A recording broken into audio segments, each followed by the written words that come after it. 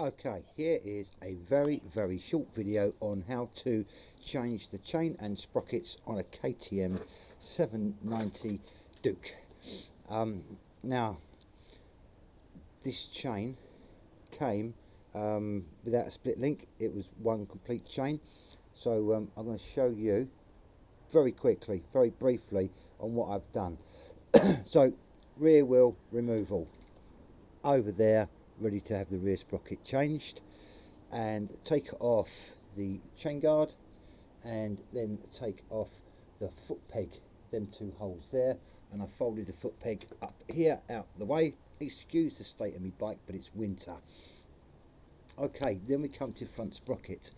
You bend up that washer there like so, and you take off the nut, out you come, clean it all up, new one back in, bend washer down.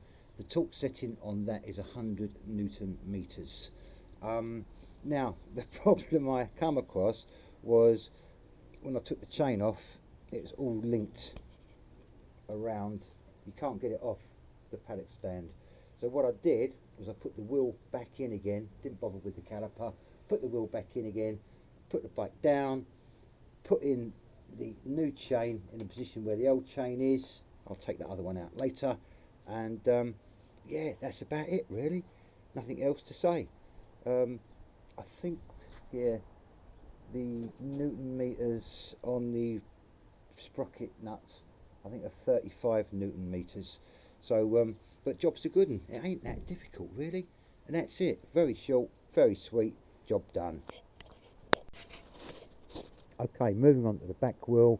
What I did was I soaked everything in WD-40 before starting on the front of the bike. Gave plenty of time for the WD-40 to do its job. All the nuts come undone really easily, no problem. Bit of blue thread stuff, torque setting 35 Newton meters, and what you should do is do up that one, then the opposite, and then that one, then the opposite, that one, then the opposite. Piece of piss. Oh no, I mean that was really easy. Okay, 3.5 hours and I'm done. So to save you rewinding, I'm going to go through it again so you understand. Basically, 2 bolts off, 3 bolts off, undo bolt, fold up, bend up the washer, take nut off, pull sprocket off, do your cleaning, sprocket back on. The washer is supposed to be a one-time use only, but what I did was I rotated it 180 degrees and then bent back a new bit, if that makes sense. Now I had a problem.